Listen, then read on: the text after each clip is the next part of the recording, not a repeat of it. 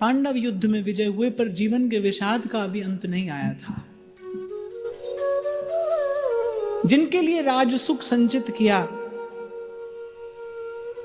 अभिमन्यु पहले ही वीर गति को प्राप्त हो चुके थे, और 5 सोते हुए निरीह पुत्रों के सिर उस आतताई अश्वत्थामा ने काट डाले।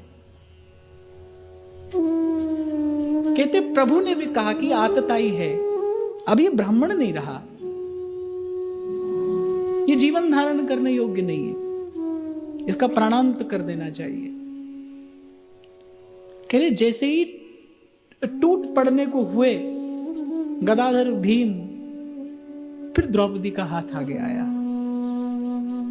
कि गुरुपुत्र है, ब्राह्मण है, गुरुपुत्र है, मारने योग्य नहीं है, और पुत्र वियोग की पीड़ा में इस क्षण इस काल अनुभव कर रही हूं। माता कृपी, हमारी गुरु माता उस पीड़ा का अनुभव करे, ऐसा मैं कदापि नहीं चाहती। और क्या किसी अन्य को पीड़ा देने से अपनी पीड़ा का निवारण हो जाता है? अपनी पीड़ा, उस पीड़ा की ज्वाला का क्या निर्वापन हो जाता है किसी अन्य को पीड़ा देने से, या किसी की पीड़ा का कारण बन जाने से? रोक लिया द्रौपदी ने, और कहते हैं शायद यहां द्वारिकाधीश मौन होकर सबकी परीक्षा ले रहे थे। प्रभु के कहने पर सब प्राण लेने को आतुर, पर कहते हैं कि भक्ति की परीक्षा में अगर उत्तीर्ण हुई तो केवल याज्ञसेनी उत्तीर्ण हुई। कहते हैं कि जब द्रौपदी ने अश्वत्थामा को क्षमा किया, कहते श्री कृष्ण ने दोनों हाथ जोड़कर द्रौपदी की भक्ति को प्रणाम किया कि याज्ञसेनी, तुम्हें सखी रूप में पाकर आज ये कृष्ण धन्य हुआ। तुम्हारी भक्ति, इसका गौरव, इसकी गरिमा अनंत अनंत काल तक ये संसार गाकर पावन होगा, पवित्र होगा। तुम्हारी पवित्र कीर्ति अनंत काल तक इस लोक में चिरस्थायी रहेगी। कुछ है नहीं जो इस समय तुम्हें कह सकूं, तुम्हें दे सकूं, बस ये कृष्ण तुम्हारे भाव को, तुम्हारी भक्ति को प्रणाम करके आनंदित है। बस इतना ही द्वारिकाधीश ने कहा। प्रथम दिन जब इस चरित्र चिंतन में हमने प्रवेश किया था तो मैंने आपसे यही कहा था कि कभी कभी रचनाकार कोई ऐसी रचना कर देता है कि उसका दर्शन करके उसे स्वयं गौरव का अनुभव होता है, उसे स्वयं गर्व की अनुभूति होती है। द्रौपदी को कृष्ण लेकर गए, और कहने कृष्ण को द्रौपदी लेकर गई वहां जहां कृष्ण ने द्रौपदी को प्रणाम करके सुख पाया। श्री कृष्ण ने कहा कि कृष्ण तुम्हें प्रणाम करके आनंदित है, तुम्हारे सन्मुख नत होकर आज मैं आनंदित हूं।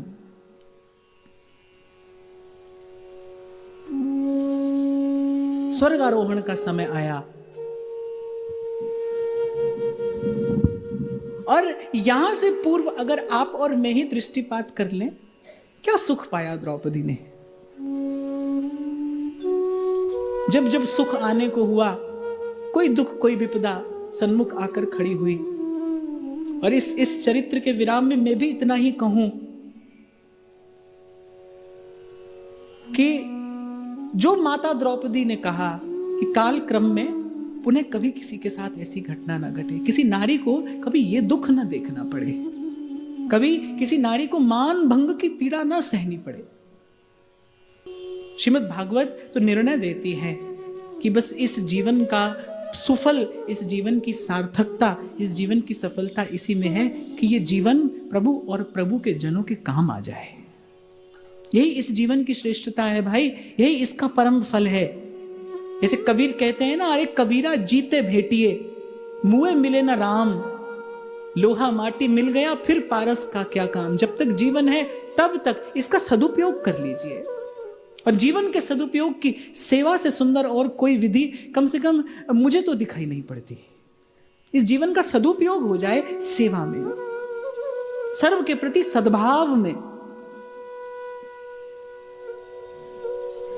पर एक और बात यहां श्री द्रौपदी जी के चरित्र से उजागर होती है कि जैसे जैसे विपदा आती रही और प्रभु की भक्ति के बल पर द्रौपदी उन्हें पार करके आगे बढ़ती रही, द्रौपदी के उर अंतर में पूर्णता प्रकट होती गई।